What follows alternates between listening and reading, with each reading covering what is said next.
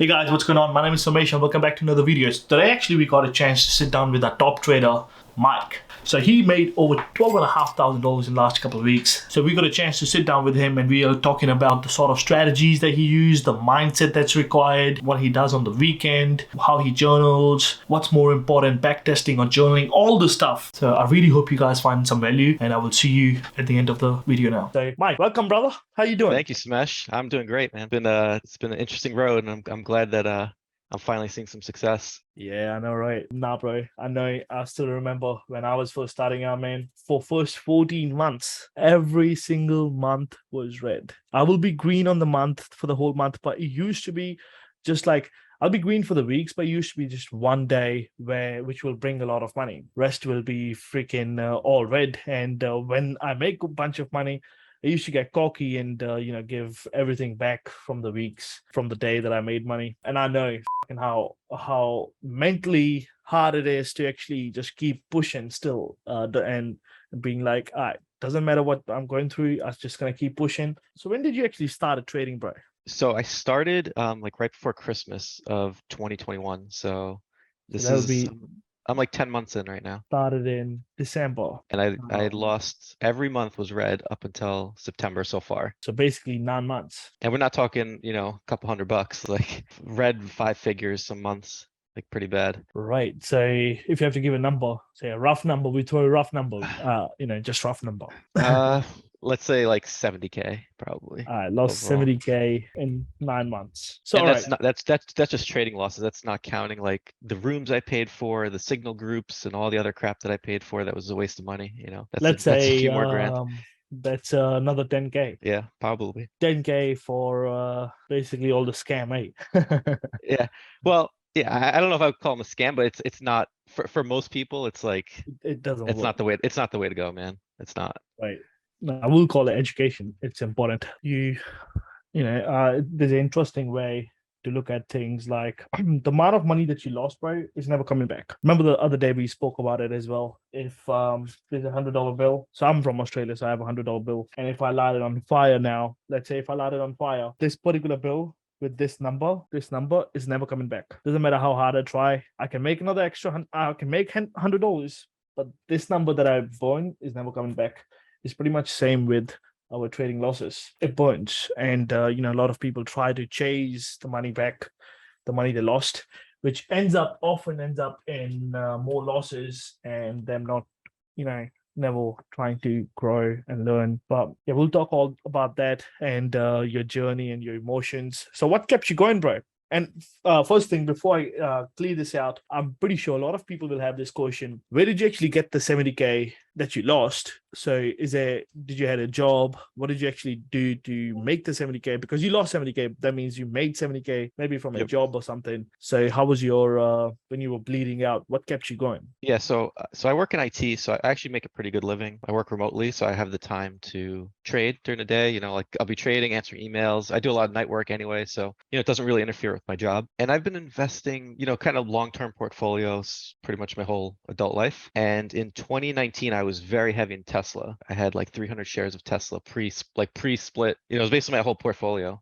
And I bought it at 250 a share. It went up to 1,000, and then I didn't sell it. It went down to like 400. Then it went back to 1,000. As soon as it went back to 1,000, I sold everything. And then the next day they announced the split, and then it ran like another 1,000%. But that put my portfolio in a good spot where I think I had 300K. I took 100K out to start a business and some other stuff. So 200K was my starting, and then I lost a lot of that with the market crash. Like as the market was crashing, I was like, I need to start managing my own money, not just leave it in, these stocks and like hope for the best. So that's kind of what got me started. Was I saw my portfolio bleeding at the end of 2021, and I'm like, if I'm going to lose money, I might as well lose money learning, actively trading and stuff like that. So that 200K right now, it went down from 200K. The lowest it went to was 50K, and now I'm back at 60K. But I've also withdrawn a bunch in the past couple of weeks. Right. But So but not all of that loss was trading. That was from portfolio bleeding out from just the economy and stuff too. yeah, now the That's, crash kind of I think what a lot of people don't understand. I'm not just talking about you, just talking about in general. A lot of people who are starting out in investing, they don't understand. The most important thing is diversification. Like you diversify. And me personally, I'll be 100% honest.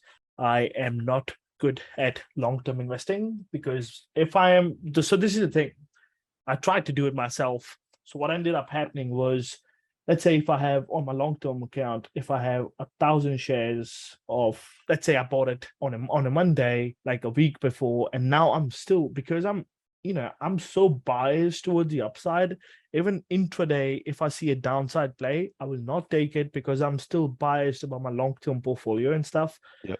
I'm biased and I won't take a short term, play during the day. I won't play puts and I'll end up losing money. So I realized, okay, I will lose a lot of money if I do not pull out right now from. So I pulled out all the money from a long term. I tried to do it for a few months. Then I'm friends with a lot of bankers and all the people who hand manage other people money. Then one of my friends hooked me up with this guy. So the first part is realizing that you're not good at something and then you fix it. So I realized that I'm not good at it, and we fix it by him managing my money and take some fees or whatever it is. But I am not good at it, so I don't do it myself. What a lot of people don't realize is, if you're good at something, you keep doing it over and over again. If you're not good at something, don't try to be better at it. If it's costing you money and if it's costing you a lot of headache, just take it out. There's always a fix for everything. There's always a fix for everything. So that thing goes for all the long-term portfolio people. If you're listening to me right now, but I know sometimes like with the people that are managing my money, the minimum investment to actually just get it, open the doors, they won't even talk to you unless you're talking about seven figures. So it's not possible. Up until the seven figures, you're gonna do yourself, or you find someone from your friend group, or you find someone and you give them a bunch of money, or you do it yourself, whatever the case is. But my money is getting managed by someone because I'm really shit at it, right? So I won't blame you when the market crashed. I remember 2020 when everything crashed. I made a bunch of money 2020, right? But then I started managing my own money. It was ruthless, bro. It was, oh my God. I still remember my biggest loss that came was in Apple in 2021. I took a loss of $216,000 in a day. 216, that was just because of me being biased about a long-term position, and I was averaging down and down and down. Eventually got to a stage where I lost like nearly 90+% of my premiums. But when you roll down the hill, it's just like you cannot stop. Yeah, I've Um, been in that situation where you're just averaging down, you're just hoping for any candle to go your way, and it just never comes, man. That's the worst feeling. I've been through it, bro, and I'll be honest, must tell everybody this as well. There are people who've been doing it for 10 years. I've just been doing it 4 years now. I started in 2018, 2019, actually 2019, 2020, 21, 2022. I've been doing just 4 years. So there's a lot of things that I'm learning myself as well. And there's a lot of people who've been doing it for a long, long time, way longer than me. But the only way to actually learn is by making mistakes. So the amount of money that you lost, 70K that you lost, that's the only way to learn, man. If you do not lose that money, you do not learn what losing feels like. If you don't know what losing feels like, you don't know what winning feel like, right? Yeah. Yeah, and I Um, think everyone has to get to that breaking point. Whereas like, when my portfolio was 200K, losing 10K, I was like, whatever. It doesn't feel like much. But then when you're down to like 70 and you lose 10, you're like, oh shit, like I that's a big know, right? deal, right? Like it's such a different feeling. And then that's when I started to really take it seriously. I'm like, I gotta learn.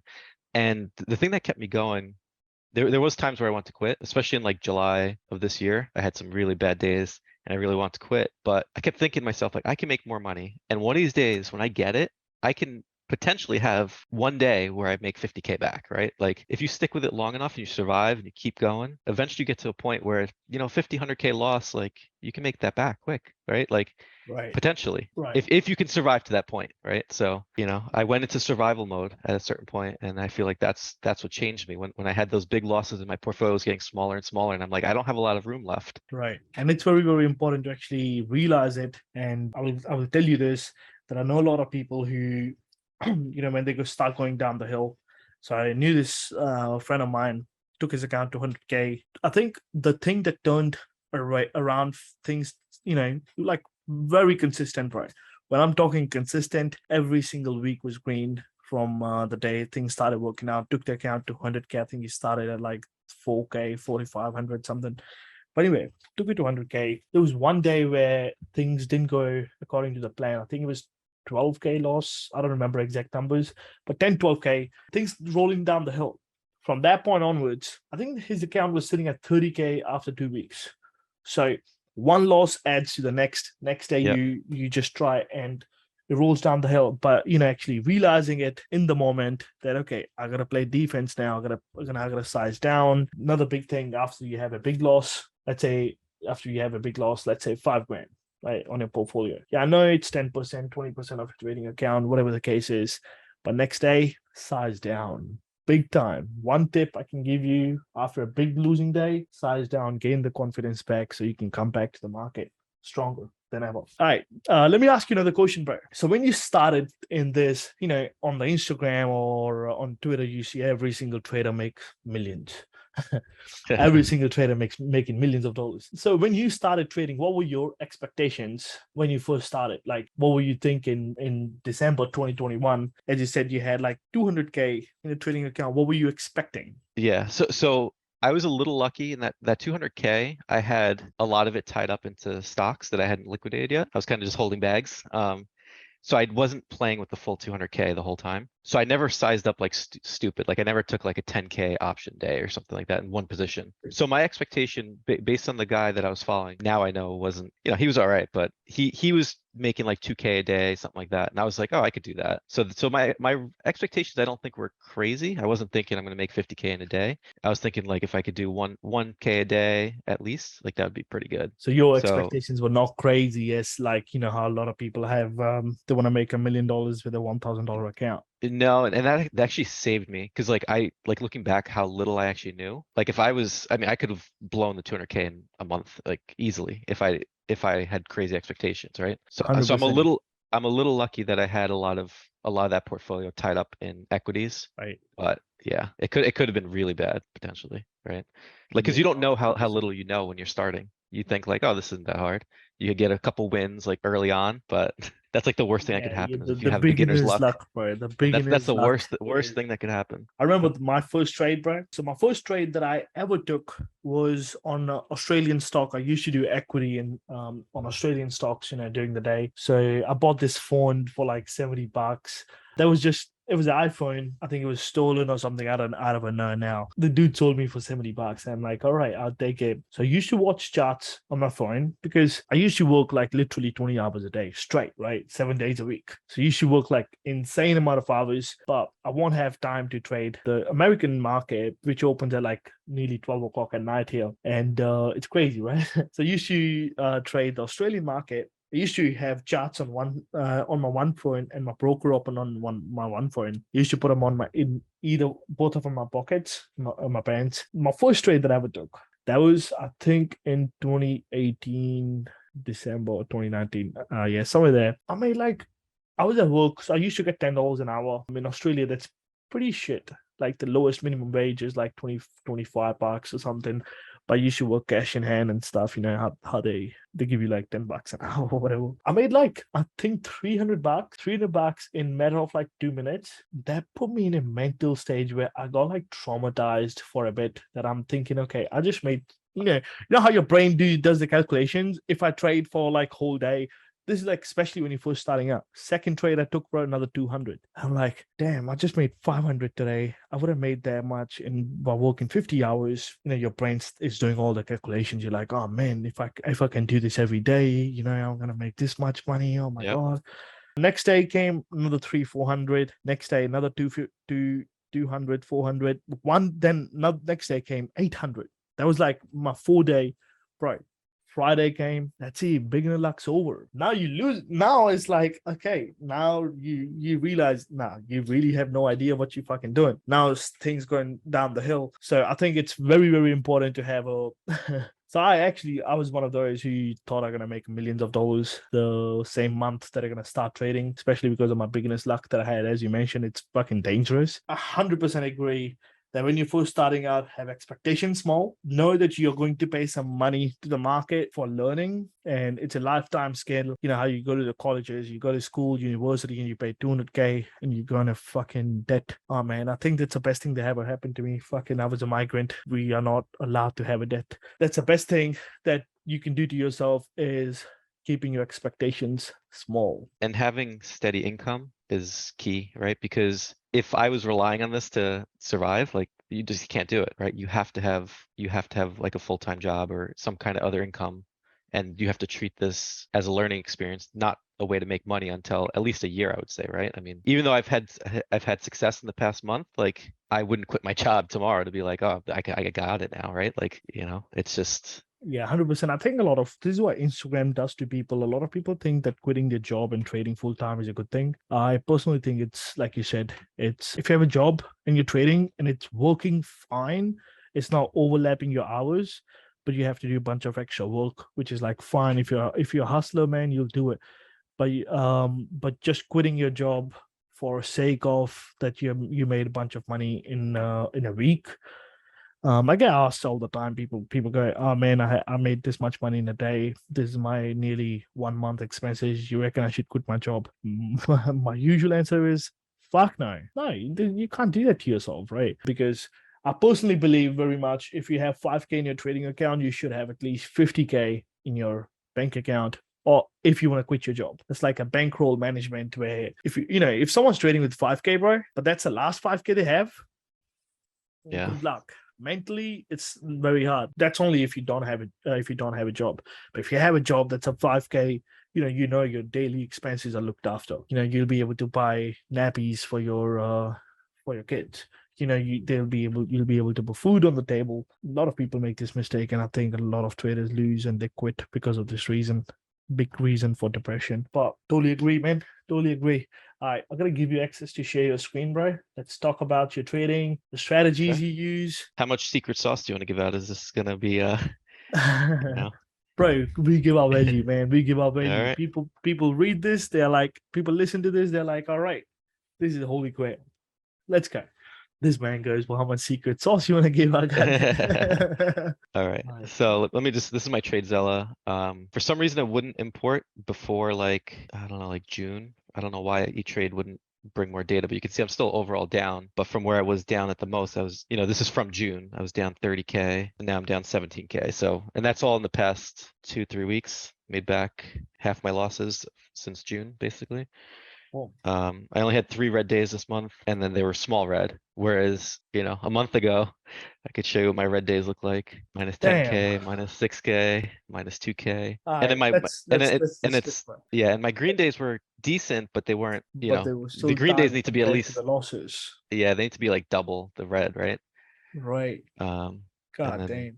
if like look at my July, it was all like a lot of red. Let's see. We'll talk about it first. So we did mastermind, but what day did we finish mastermind, by the way? I don't remember. It was like what, the 5th of September or something like that. I It was think early September. I don't remember the exact day. Yeah, I think it's not been that long, right? It's been a few days or something. Let me actually check. So we finished mastermind was our execution week finished on 11th of September. But Yeah. the classes finished in September. So basically around here, this time you were finishing off with the classes.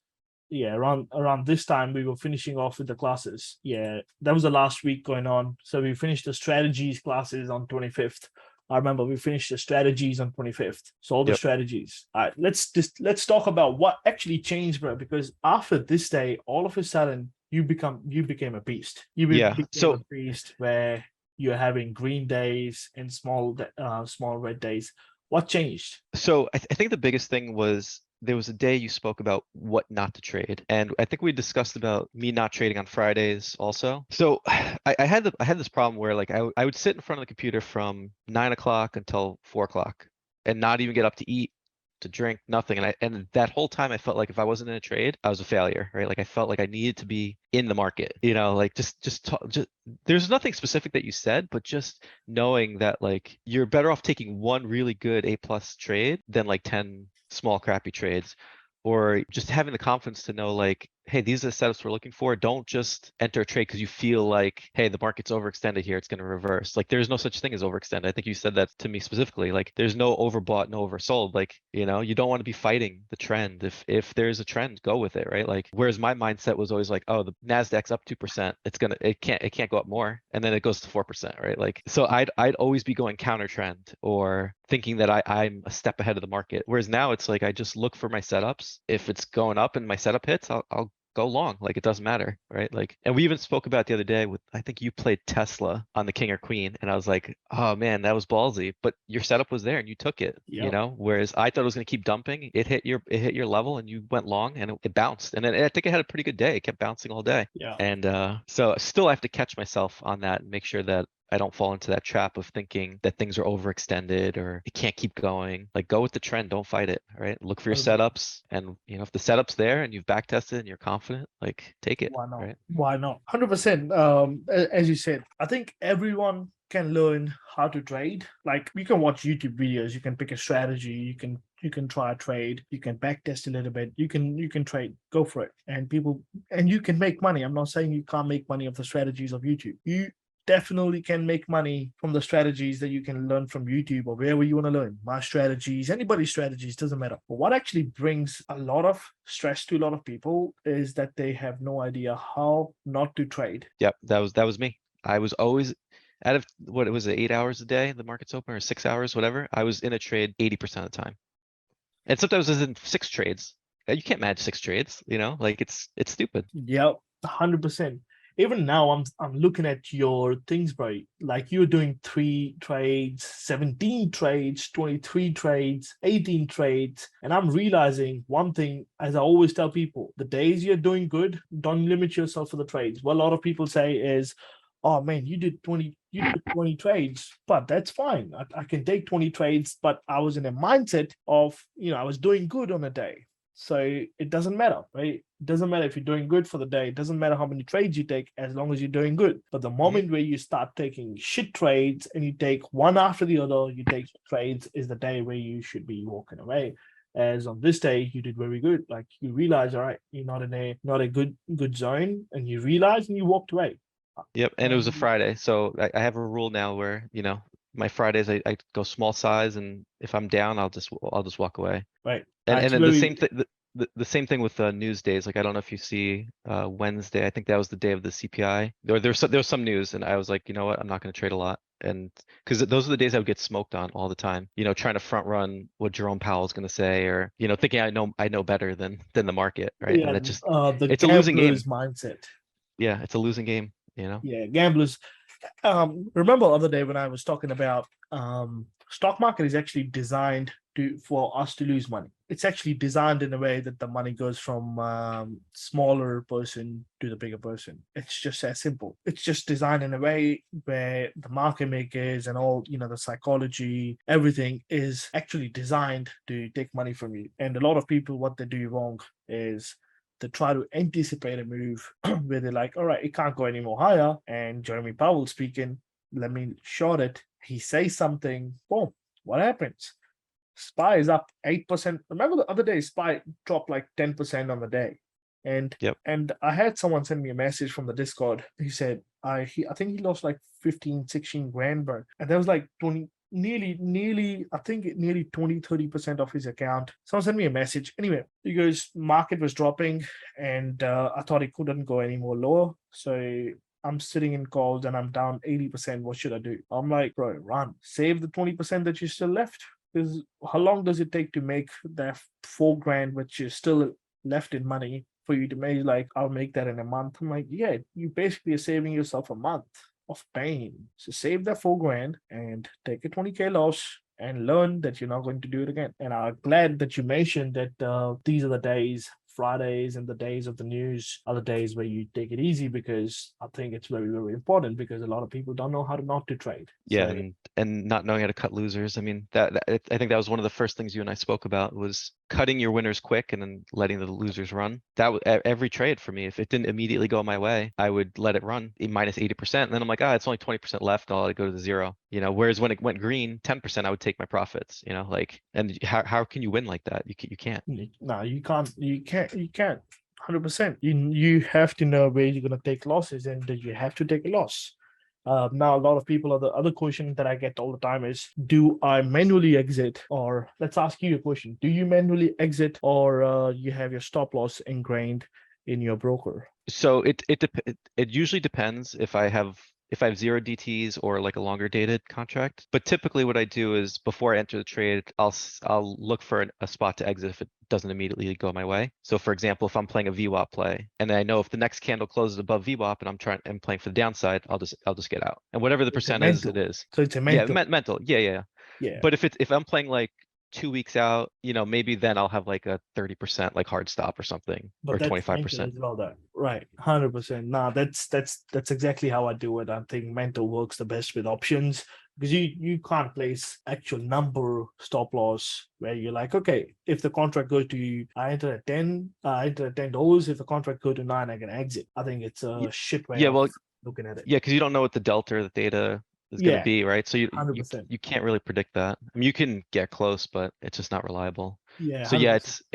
it's making sure that before I enter, I know exactly what level I'm going to exit at, and then sticking to it, right? Because one of the other things I used to do is like, oh well, it broke VWAP, but there's a resistance up above, and then it'll break the resistance. I'll be like, oh, but there's a fib up above that, right? So you keep stretching it out, but you got to just exit when you said you were gonna. Don't find an excuse to stay in the losers. 100%. All right, let me actually talk to you about. So, how do you approach?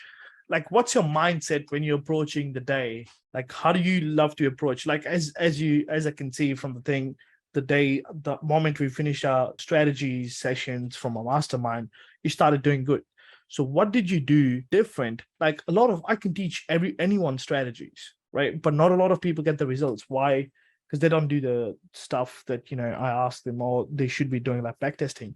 But what actually changed for you that the moment you finished our strategy sessions, you came to the market and you started printing? That's an interesting question. The game plan and having my fibs drawn, my levels drawn ahead of time, and just trying to be disciplined. I mean, it's really, it comes down to discipline thing, right? Like I will make sure that I at least have two confluences to enter at this point, right? It's whereas before, I would see like, oh, there's a 9 EMA bounce, let me enter or something like that, right? So I think it's a lot of discipline, making sure there's two confluences. And I think I look at the market a little differently now, whereas I'm not always in a rush to enter. I know that, hey, like I don't need to play the first 30 minutes of the open, even though it's volatile and it's fun, right? Like there's so many good setups that come throughout the day. Once you make it past that lunchtime, that slow lunchtime period, there's so many opportunities, especially around, 12, 1 p.m., like 1 p.m. especially. I don't know if you want to talk about your strategy at 1 p.m., but that thing sets up all the time, man, especially if it has 100%. confluence with, Now if the it has one, yeah, 1 p.m. strategies all the time, every day. if it has confluence with VWAP, man, that thing works.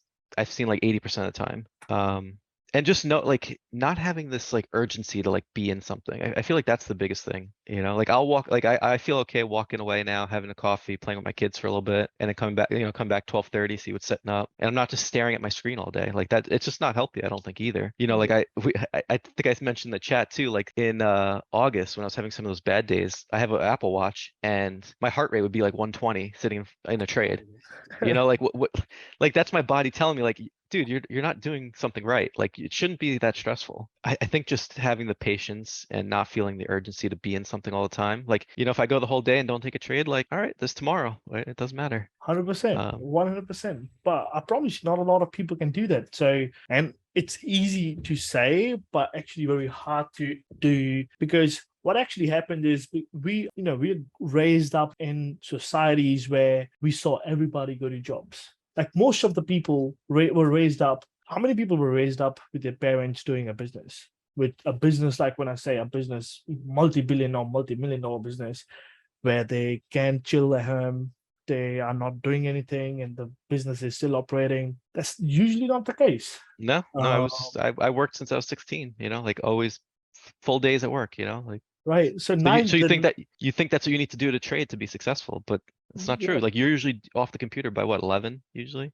yeah, you the know? 9 to 5 mindset is, I think, the hardest thing to come out of. But I think I was lucky enough to not go through it as such, because I had a job in Australia, but back home in India, I was raised up at the farms. So my dad will go to the job 100%. He had a job, but my mum will stay home, and we used to go feed the animals, and we knew that it's a work whole day, or work, like if you don't have work whole day, you're free whole day.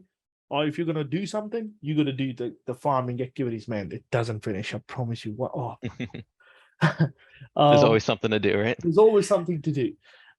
So me coming to Australia and actually getting a job for a time being, I was very, very lucky that I started hanging around with these people who didn't have the 9 to 5 mindset and who the people I learned from, they always talked about what's the point of trading whole day, then may as well go to your job. If you're not going to have a freedom mindset, if you're not going to have you're not going to control your time, what's the point? That's exactly big reason why I'll trade from 9:30 Eastern time to 10:30 or 11 at max. Then I'll go to bed Yeah. for a couple hours. Then I'll come back for 1 o'clock sometimes, and I'll trade my 1 o'clock strategy, and I'll trade that till 2, and I'll go to bed. So Yep. basically, working 4 hours a day and making a bunch of money, which a lot of people who think they should be sitting in front of the computers whole day, they don't make. Yep. 100%. I like that you mentioned that, brother. All right, let me actually ask because I'm looking at this and I'm like, okay, I want to ask about this. So, how did you approach like your normal winning day is like at this stage, average winning day is like $800, $700, let's say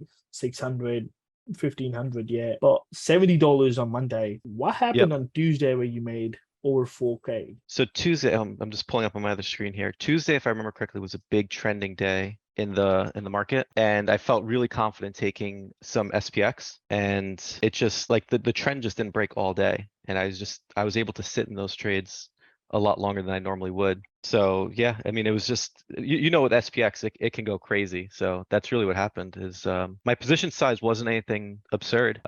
Right. Look at that. I'm loving it.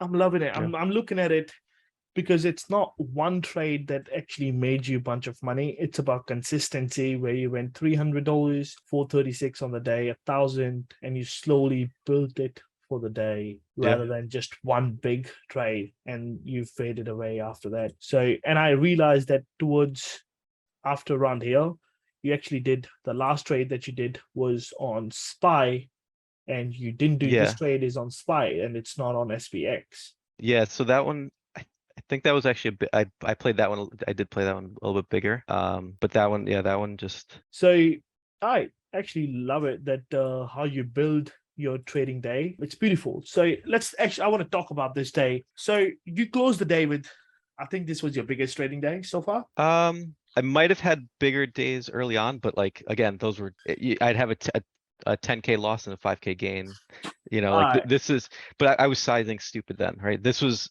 my biggest day consistent. with using like proper risk management, you know? Right.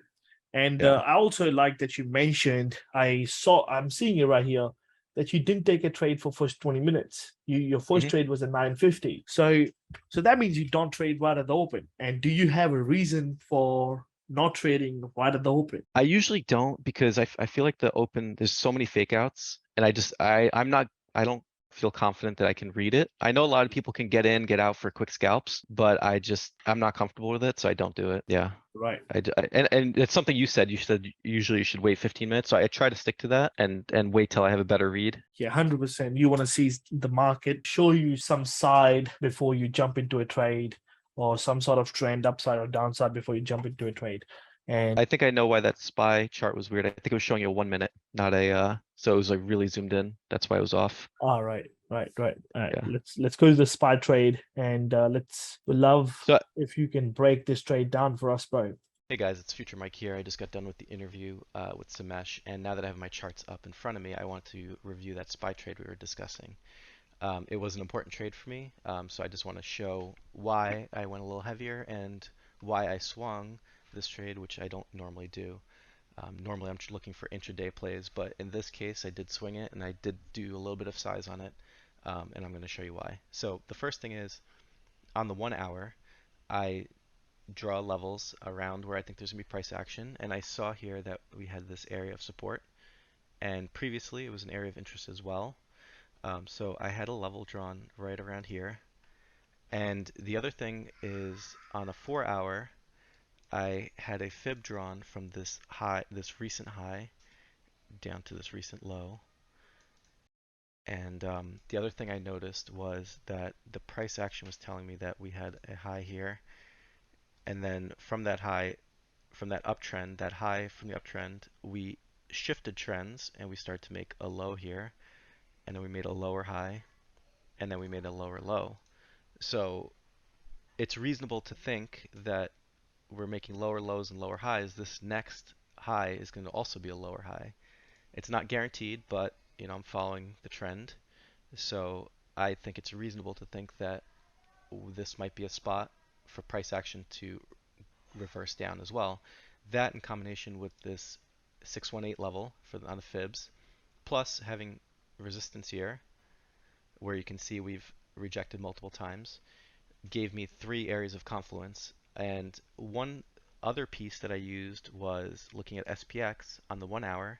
I saw that we were also just below this 200 SMA.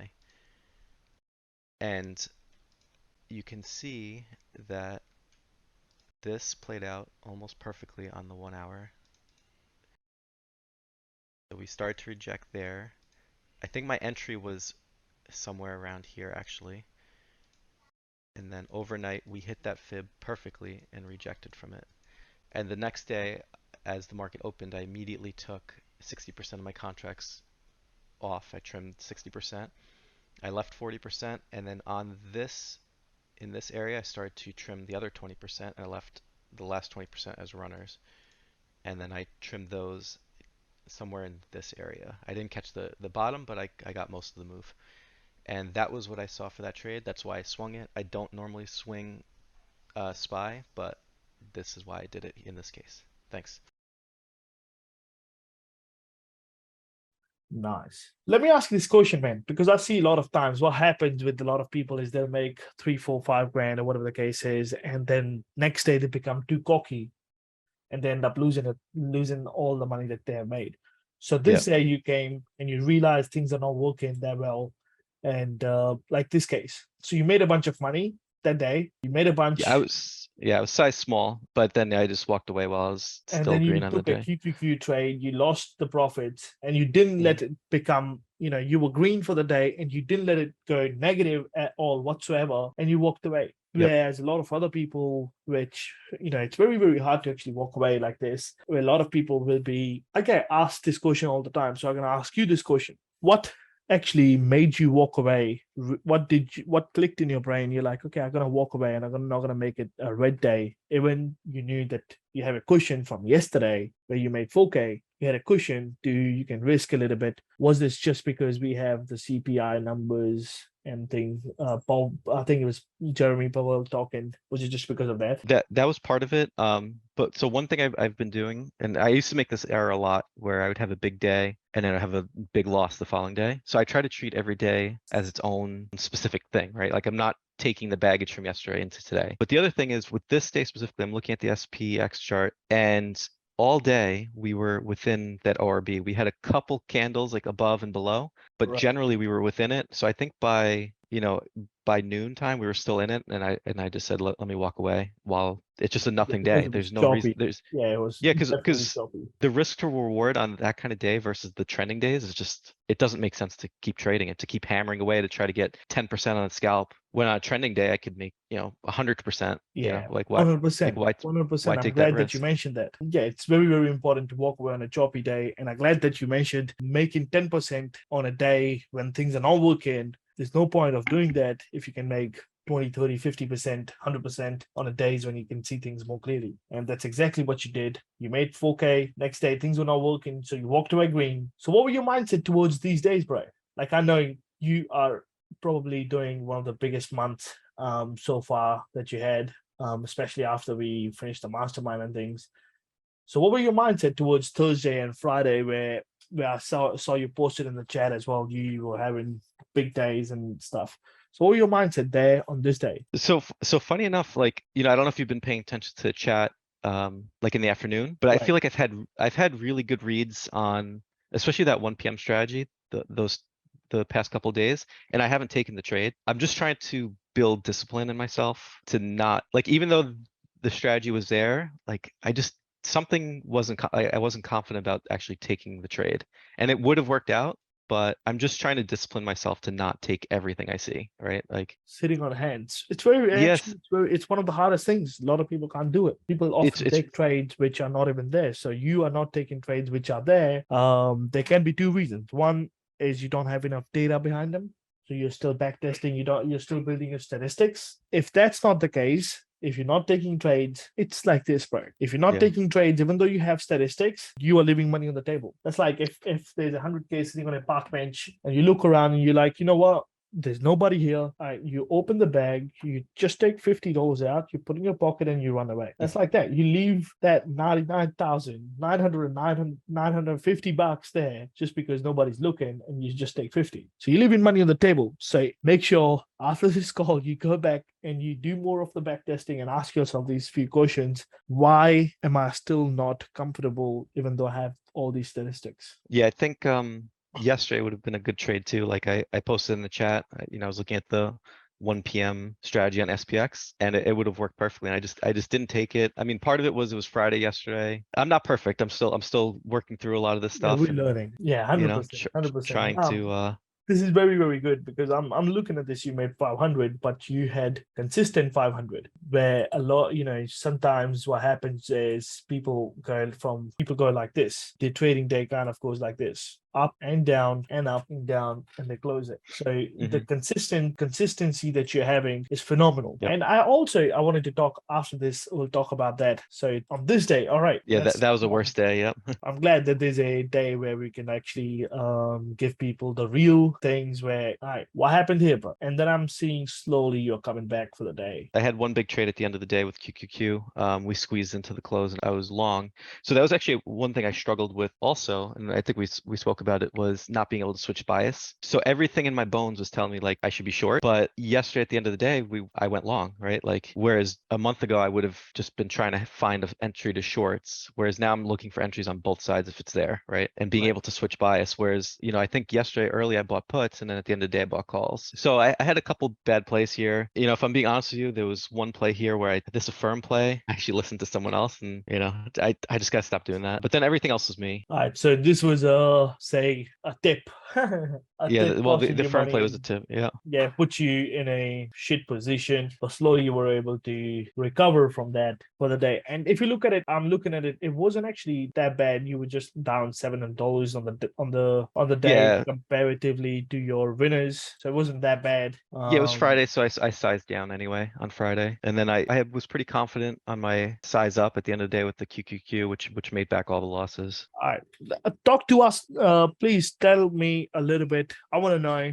I'm pretty sure people who are watching this, they want to know what's your weekend looks like. So what do you do on Saturday? Do you do anything productive towards trading on Saturday, or is it just like staying away from the charts? On a Sunday, I will look at I know we're doing this on a Saturday morning, but what is your normal Saturday looks like? Yeah, so I have kids, they're young. So Saturday is usually a day for the kids. Like, during the week, I really only get to, I'm working or trading. So it's like I only get to see them for a couple hours at night. So usually Saturday we try to do some kind of family activity. And then once they go to bed, I'll try to catch up on, there's a couple people I watch on YouTube, like with some trading stuff. Like, so I try to catch up on anything like that. And then Sunday is usually the day where I start drawing out my fib levels. I'll do some back testing. I sometimes go through your videos. So like, I don't know if you've seen, I've gone through each video and I've set up timestamps for the mastermind of where each strategy is laid out, some notes about it, make sure I understand it. On my monitors, I have post-it notes everywhere with like things I try to keep in mind.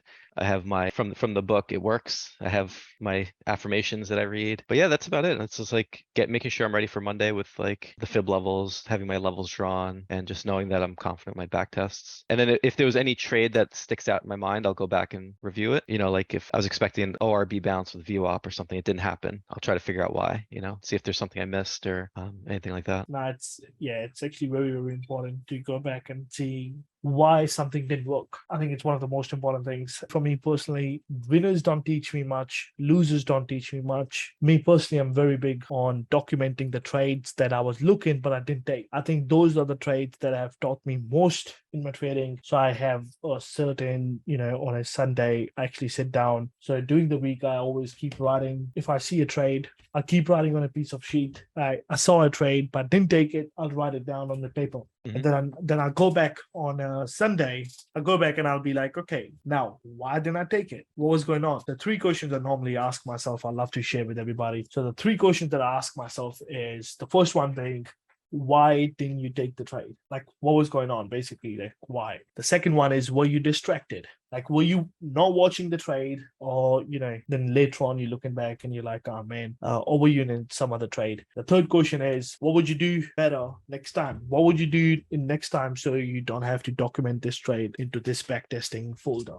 And I've learned more from the trades that actually I end up not taking than the trades that I end up taking. Just I think there's a lot of things you can learn, because as humans we tend to pick and choose a lot of things. Like other day you mentioned Tesla, you picked and choose, like, I'm not going to take it because of this reason. But actually the trade worked, right? Well, yeah, it's because I had bias, right? Like I had bias that the market was going to dump that day, right? But you Right. saw that, hey, these two, the king and queen lined up, so it doesn't matter. Maybe we will dump the rest of the day, but for what your mindset was for that play, it didn't matter, right? Yeah, I was like, I remember, because when you're doing the backtesting of the plays that you missed, I still remembered that last week I was sitting down and I was writing down things, king and queen strategy. This strategy, I have missed like 4 or 5 plays that week before. And I was like, nah, if this week I see a play, I'm going to take it 100%. Because I know that, I'm doing 5, 6 backtesting of the trades that didn't work, that worked, but I didn't take. Now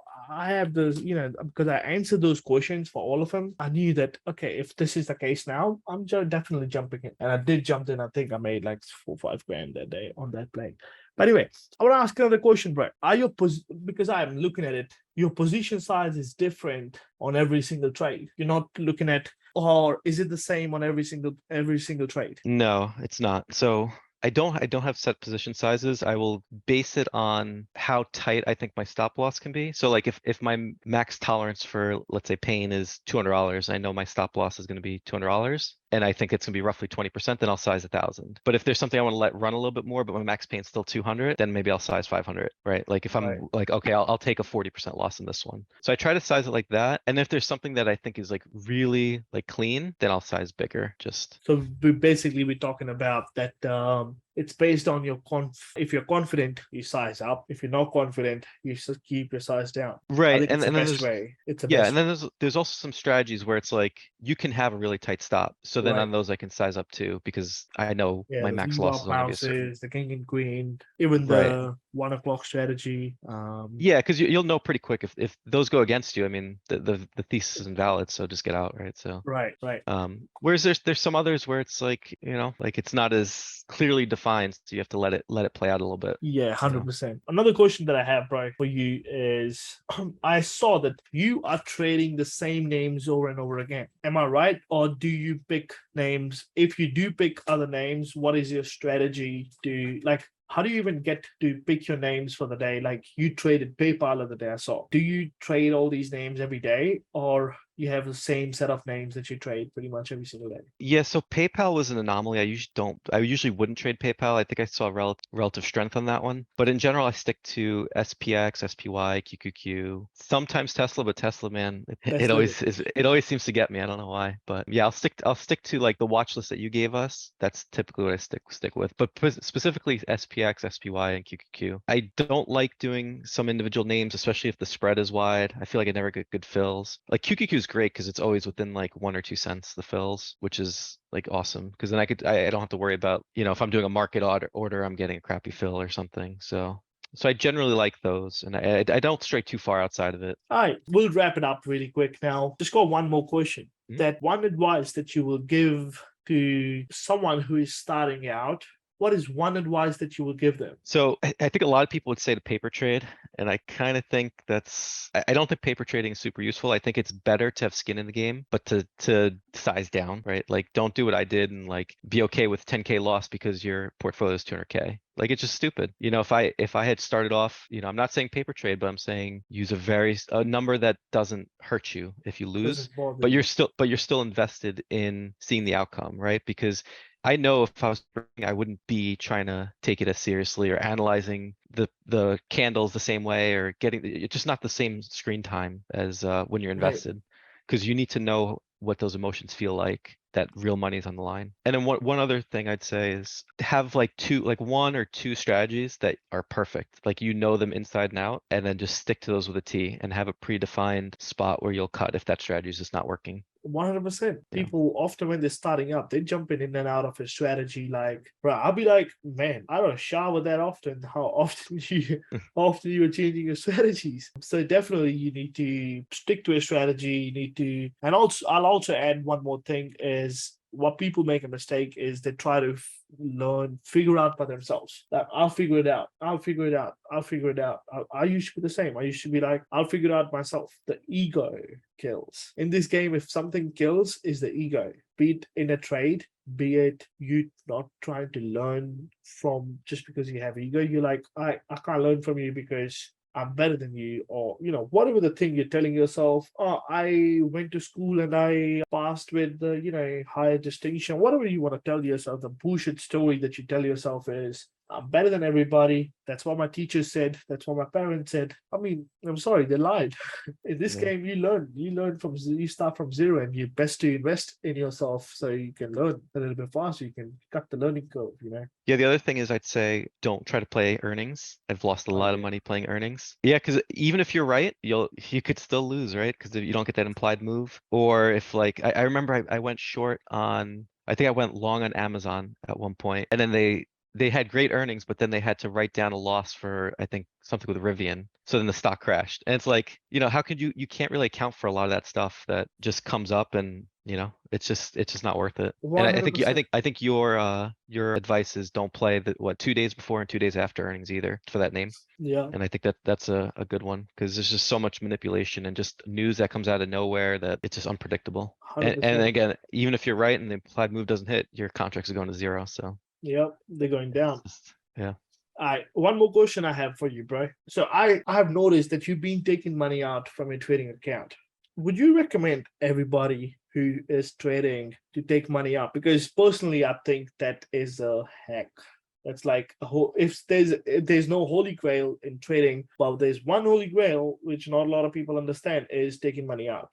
Because I see you the day you sent me a screenshot where I think you took out like total so far 8 7 8K this month already or last month this month. So I want to know what do you think about that particular thing where like do you think everyone should be taking money out of their trading accounts every single week, month, whatever the case may be?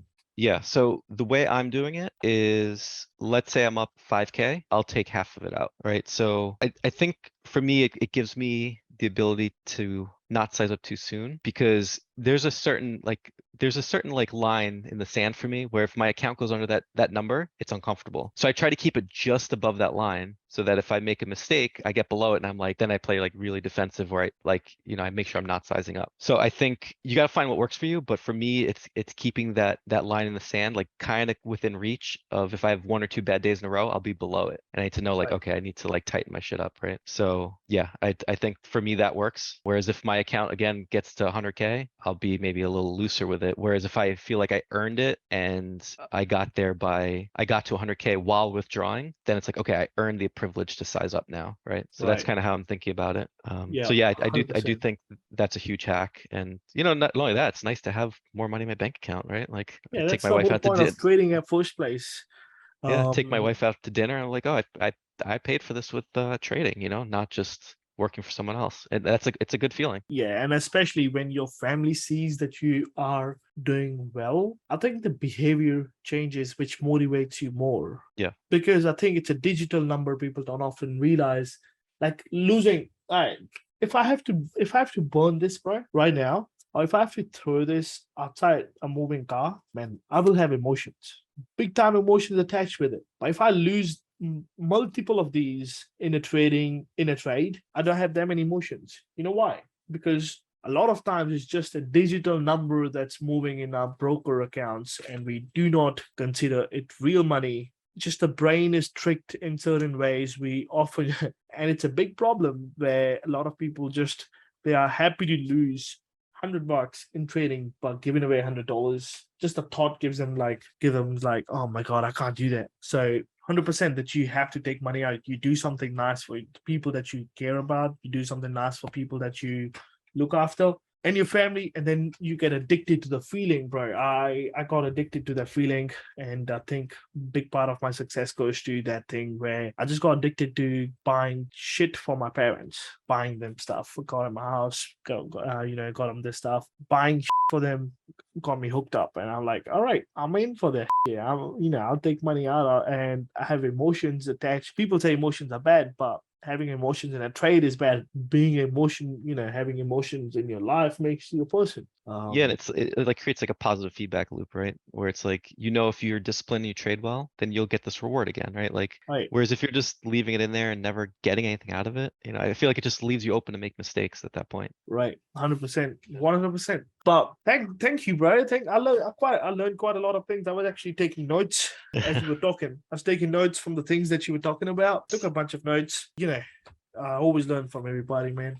So Yeah. thanks for hopping Yeah. on, bro. Let me just, I was gonna say, let me just share this real quick. This was what I sent to you. This was, can you see it? Yeah, I see it, bro. So you can see from April until, what was that, May, I was only depositing. These were all inbound. And then since then I've only done outbound. Right. So that, I mean, to me, that's, I mean, look, the numbers are, to some people it's a lot, to others it's nothing, but to me, this is a huge deal, right? Like, man, 100%, 100%. This is how it starts. As we were talking before we hopped onto the meeting, I was telling you that I still remember the weeks that I used to just make $100. I remember I'll have months where just I'll make 300, 400. But yeah, that was a part of the game. The lessons that I learned then are helping me even stay afloat now, because I've learned the lessons from my small accounts, which still ingrained in my head, which I'm using the mistakes that I know not to make in my big accounts. yeah. Yeah, and the only difference is the number of contracts, right? It's like if you learn the discipline and to do it with a small account, doing it with this big account's the same, right? It's just more 100%, contracts. 100%. Especially, I think a lot of people where they confuse themselves. People try to size up themselves. Sizing up is something that happens automatically. Just happens automatically. If you size up yourself, very hard. But Yep. when it's happening automatically, where you jump in 2 contracts, next time you jump in 3 because you're not even thinking about it. Next time you jump in 5 because you're winning, you have confidence. You jump in 8, you jump in 10, you don't even realize that you're doing this. That's the most easiest way to size up rather than doing it yourself and you losing a bunch of money. Yep. 100%. I love to see it, bro. I love to see it. I swear to God, I love it. It's Yeah. beautiful.